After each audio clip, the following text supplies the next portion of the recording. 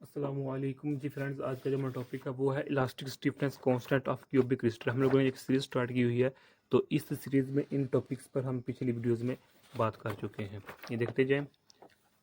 तो आज की जो हमारे पास वीडियो है वो वीडियो में हमारे पास 8 है। इसका जी पार्ट है elastic stiffness constant of cubic crystals. Last video में हमने इलास्टिक एनर्जी डेंसिटी पर बात कर ली थी, अब इस पर बात करने लगे हैं। तो आइए इसको स्टार्ट करते हैं। बिस्मिल्लाहिर्रहमानिर्रहीम। सल्लल्लाहु तआला अला मुहम्मद सल्लल्लाहु अलैहि वसल्लम। अब अगर हम लास्ट वीडियोस की बात करें तो अभी तक हम जनरल बात कर रहे थे। इसका मतलब क्या हुआ कि क्रिस्टल में जो इसकी शेप क्यूबिक भी हो सकती है, क्रिस्टल की मटेरियल की, या हेक्सागोनल भी हो सकते हैं। अब हमारे पास जो बात आ चुकी है वो स्पेसिफिक आ चुकी है, क्यूबिक क्रिस्टल की आ चुकी है। इसका मतलब क्या कि अब हम क्यूबिक का जो इलास्टिक कांस्टेंट होंगे, स्टिफनेस कांस्टेंट होंगे, या फिर कंप्लायंस कांस्टेंट होंगे, वो क्या क्या होंगे वो इस वीडियो में हम देखने की कोशिश करते हैं। और इसमें देखा जाए कि क्यूबिक सिस्टम में जो अब हम स्पेशल केस ले रहे हैं, इसमें हम फर्दर मज़ीद रिड्यूसिंग कर सकते हैं। यानी कि अगर हम लोगों ने लास्ट वीडियो देखी है तो उसमें देखें कि हमने क्या किया था कि जो मेरे पास 36 कांस्टेंट थे ना, उसको हमने 21 कांस्टेंट में यानी कि रिड्यूस कर दिया था। 36 टर्म्स को, 36 कांस्टेंट को हमने 21 में ले आए थे बाय सिमेट्री। तो बिल्कुल ये तो जनरल केस था। अब हम स्पेशल बात कर रहे हैं क्यूबिक क्रिस्टल की। तो क्यूबिक क्रिस्टल में क्या होगा, क्योंकि स्पेशल केस आ गया है, इसमें अब हम आसानी से जो टर्म्स हैं उनको रिड्यूस कर सकते हैं। आप इस टॉपिक की स्क्रीनशॉट ले लें। ओके। तो वर्डिंग थोड़ी मुश्किल है इस पर ट्विटर की बुक पर, लेकिन हम इसको अपने वर्ड में समझने की कोशिश करेंगे।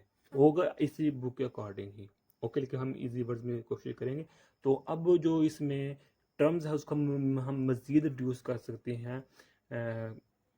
क्यों? क्योंकि और हम जानते हैं जो ये रिड्यूसिंग होती हैं, टर्म्स रिड्यूस होती हैं, या जो कांस्टेंट होती हैं वो रिड्यूस होता है, जिसको हम स्टिफनेस कांस्टेंट का नाम देते हैं, या इलास्टिक स्टिफनेस कांस्टेंट का नाम देते हैं।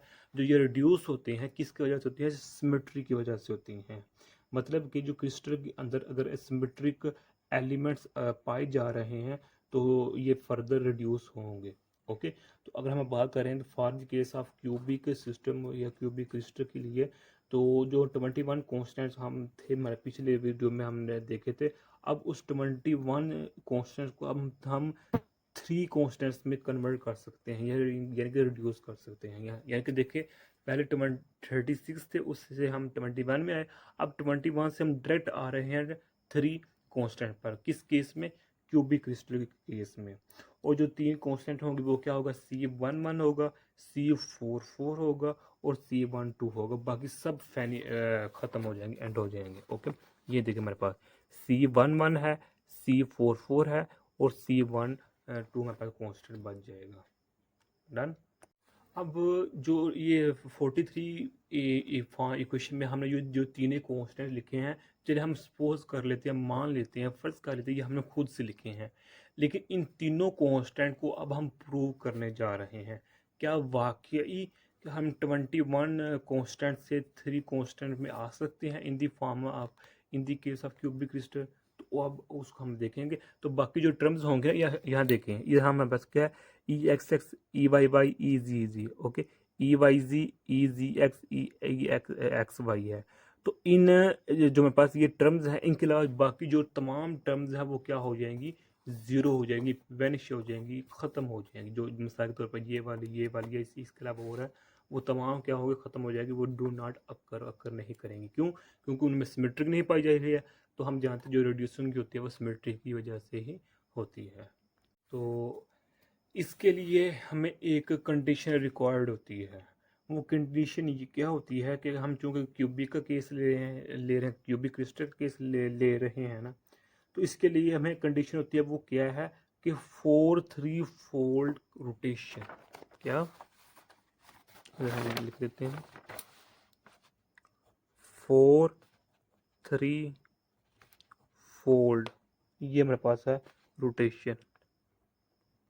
ये हमें चाहिए। अगर हमें ये मिल गई तो हमारे पास जो ये प्रोसेस जो हम टॉपिक को स्टडी कर रहे हैं ये हमारे पास मिल जाएगा, ये हमें ऑब्टेन्ड हो जाएगा। ओके, अब ये देखें फिगर हमारे पास 17 फिगर दिखाई गई है। ये देखिए, ये फिगर है ये वाली। इस फिगर को ध्यान से देखें कि जो मेरे पास 17 फिगर है, इसमें जो मेरे पास एक्स वाई और जो मेरे पास जी है, इसको हम रोटेट किया हुआ है एक्सिस के अलोंग। ओके, तो और जो हम वो रोटेट करेंगे, वो हम विद रिस्पेक्ट टू किसके करेंगे, किस एंगल 2 पाई/3 के लिहाज से करेंगे। विद रिस्पेक्ट टू 2 पाई/3, यानी कि 2 पाई/3 किसके इक्वल होता है, 120 के इक्वल होता है।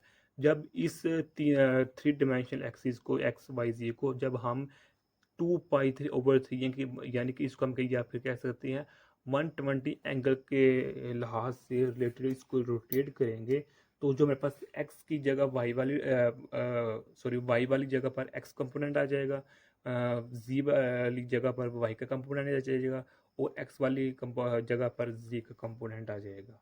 कब, जब हम इसको 120 के लिहाज से रोटेट करेंगे या फिर 2/3 के लिहाज से रोटेट करेंगे। तो दोबारा फिर जब हम इसको रोटेट करेंगे तो फिर जो मेरे पास होगी, जो जगहें होंगी, जो प्लेसेस होंगी, वो चेंज हो जाएंगी। तो ये इसमें होता है, इसमें पॉजिटिव एक्सिस के साथ साथ जो मेरे पास नेगेटिव एक्सिस हैं वो भी रोटेट करती हैं। तो अब वापस आ जाइए। अब ये 45 इक्वेशन है। इसमें देखिए जो मेरे पास एक्स वाला कंपोनेंट है वो वाई बन गया है, जो वाई वाला था वो जी बन गया है, और जी वाला एक्स बन गया, जिस तरह मैंने अभी आप लोगों को अर्ज किया।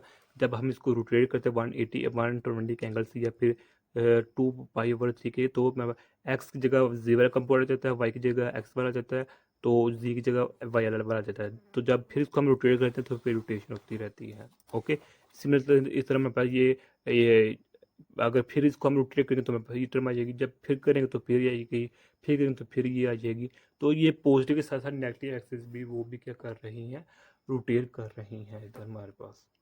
और ये याद रखिएगा, मैं पहले बता चुका हूँ, जो ये अगर ये 45 इक्वेशन अक्कर नहीं करेगी तो मेरे पास 43 इक्वेशन भी अक्कर नहीं करेगी।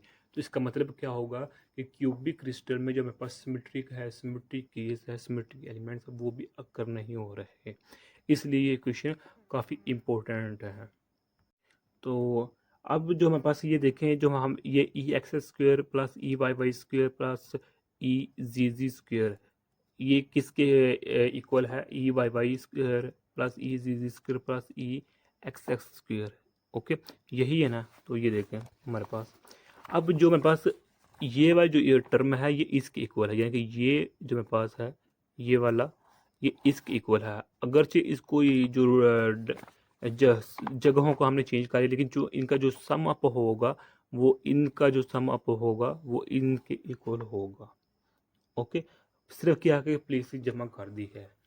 तो यही हिसाब ये इसके लिए हमने सी 1 करके देखा है, तो यही हिसाब इसके लिए होगा, और यही हिसाब बिल्कुल सेम टू सेम C12 के लिए भी होगा, और C44 के लिए भी बिल्कुल इसी तरह ही होगा। ओके, तो अब जो मेरे पास 43 इक्वेशन है, जो मेरे पास ये वाले 43 इक्वेशन है, तो ये इक्वेशन कब गेन करते हैं, जब इसमें सिमेट्री पाई जाती है। और सिमेट्री कब पाई जाती है, जब हम उसको 2 पाई/3 का रोटेशन देते हैं। 2 पाई/3 का रोटेशन देने का मतलब क्या है, जब उसको हम 120 के लिहाज से चेंज करते हैं, रोटेट करते हैं। सो जो मेरे पास 23 ये 3 इक्वेशन है, ये इनवेरिएंट ही रहती है। ओके, जब हम इस पर 2 पाई/3 वाला ऑपरेशन अप्लाई करते हैं, तो ये वेरिएंट नहीं होती बल्कि इनवेरिएंट ही रहती है। ये लिखा हुआ है, ये देखो, ये इनवेरिएंट ही रहती है। तो अब यहाँ देखें, जो मेरे पास 45 है, इसमें जो मेरे पास नेगेटिव साइन आया है वो किस वजह से है, ये भी देखें। एक्चुअली जो मेरे पास 44 है ना, 44 में एक या एक से ज़्यादा जो मेरे पास इंडिसेस आ सकते हैं। फॉर एग्जांपल ये देखें, जो मेरे पास इधर लिखा हुआ है ई एक्स एक्स और ई एक्स वाई।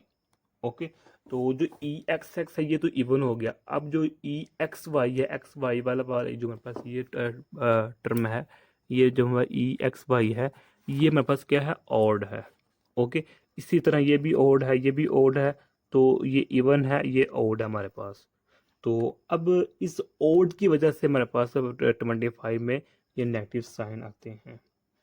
ओके, तो अगर हम मिसाल लें तो इसकी मिसाल ये लिखी हुई है आगे, ये इसी बुक पर लिखी हुई है कि E X Y is equal to negative E X, तो नेगेटिव ई वाई है, ये इसकी एग्जांपल दी गई है। जो 45 में हमारे पास साइन नेगेटिव आता है ना, तो वो इसी की वजह से आता है, जो अब हमारे पास ये ऑड होता है।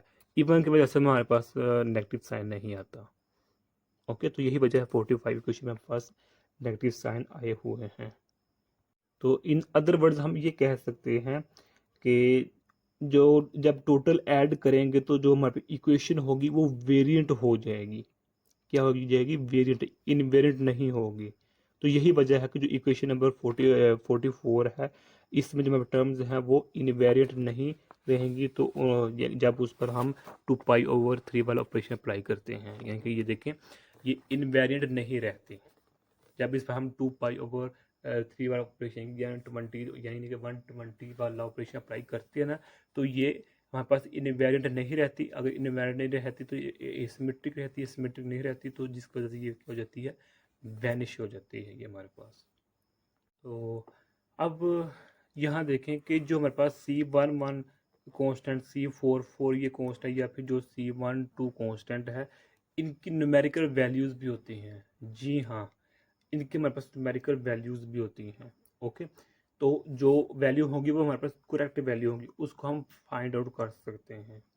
ओके, तो मिसाल ये मिसाल के तौर पर देखें, जब लास्ट वीडियो में जब हमने 41 इक्वेशन को डिस्कस किया था, वो हमारे पास ये थी जब हमने इलास्टिक एनर्जी का डेंसिटी का डेरिवेटिव लिया था with respect to E X. E X क्या है? कि स्ट्रेन, यानी कि जब हमने इलास्टिक एनर्जी डेंसिटी का डेरिवेटिव लिया था स्ट्रेन के लिहाज से, तो हमने क्या ऑब्टेन किया था? स्ट्रेस ऑब्टेन किया था। तो अब यही जो मेरे पास 41 इक्वेशन है, इस 41 इक्वेशन को अब हमने 46 इक्वेशन की फॉर्म में लिखा हुआ है। ये देखें, मतलब क्या हुआ कि अब हमने जो 43 इक्वेशन है उसका डेरिवेटिव लिया है with respect to E X X. ये देखें, यानी कि जो हमारे पास 43 इक्वेशन है, इसके जो पहला पार्ट है, सिर्फ हम पहले पार्ट की बात, इसके पहले पार्ट जो कि यू की इक्वल है, ये भी यू की इक्वल है, ये भी इक्वल है, लेकिन हम इंडिविजुअल अब कर रहे हैं, कलेक्टिवली नहीं कर रहे, तो हम सिर्फ ये पार्ट ले रहे हैं, पहले वाला C11 वाला। तो जब हम इसका डेरिवेटिव लेंगे with respect to E X X, तो हमारे पास क्या होगा? 46 हम ऑब्टेन करेंगे इक्वेशन। और ई एक्स एक्स क्या होता है? ये मैं पहले बता चुका हूँ, ये हमारे पास क्या होता है? स्ट्रेन होता है।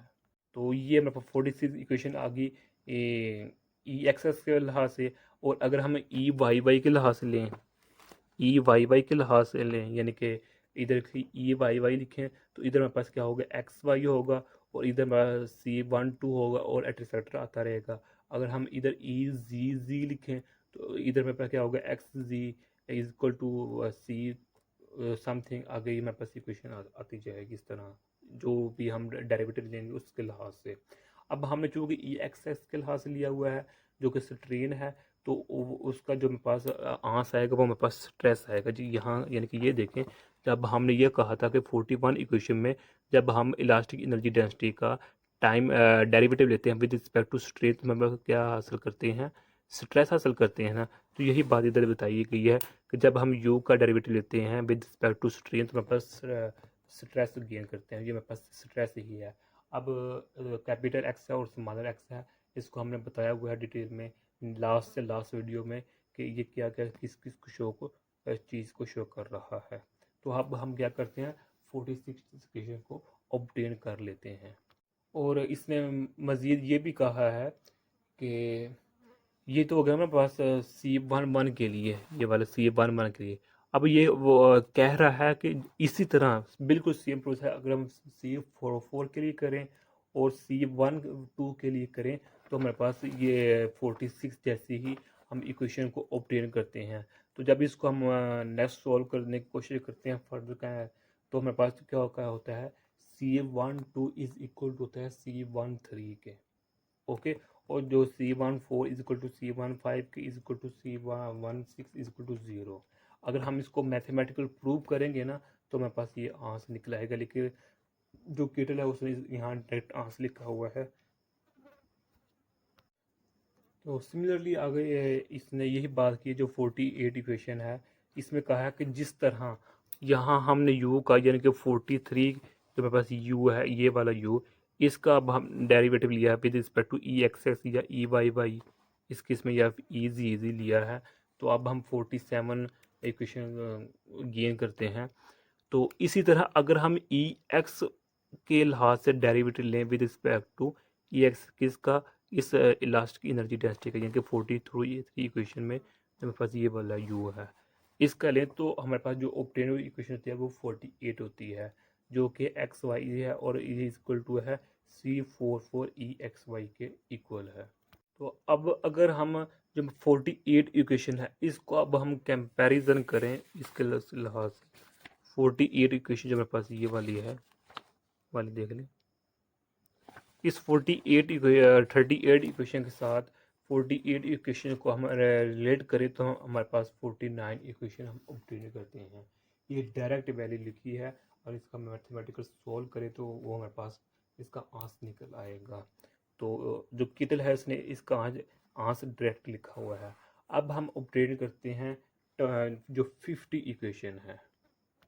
तो जो 40 इक्वेशन सॉरी 50 इक्वेशन है वो हम किस तरह ऑब्टेन करते हैं कि जब जो मेरे पास ये देखो 43 इक्वेशन है, ये वाले 43 इक्वेशन ये वाली, इस 43 इक्वेशन से जो भी कॉन्स्टेंट्स निकाले हैं उनको हम अगर हम मैट्रिक्स की फॉर्म में लिखें तो हम 50 इक्वेशन ऑब्टेन करते हैं। तो 43 इक्वेशन से जो भी कॉन्स्टेंट निकालने हैं उनको मैट्रिक्स की फॉर्म में लिखा यहाँ है। ओके, इक्वेशन 50 में यहाँ कुछ जो टर्म्स हैं वो आपस में इक्वल होगी हैं और कुछ टर्म्स रिड्यूस्ड होगी हैं, और जो जो रिड्यूस्ड होगी है वो वैनिश होगी है, ख़त्म होगी है ड्यू टू सिमेट्री की वजह से। ये हम बार बार डिस्कस कर चुके हैं, यानी कि वो उनका आंसर ज़ीरो हो गया है रिड्यूस विद टर्म। सो अगर हम थोड़ी सी तवज्जो दें तो हम सिर्फ 3 तरह की इधर हम रिजल्ट फाइंड कर सकते पाते हैं। एक है C11, एक है C12, एक है C44। ये 3 कांस्टेंट ही 3 तरह की टाइप से हम इधर ऑब्टेन करते हैं। 3 तरह के हम इधर कोफिशिएंट्स को ऑब्टेन करते हैं। पहला क्या है C11, C12 और थर्ड क्या है C44।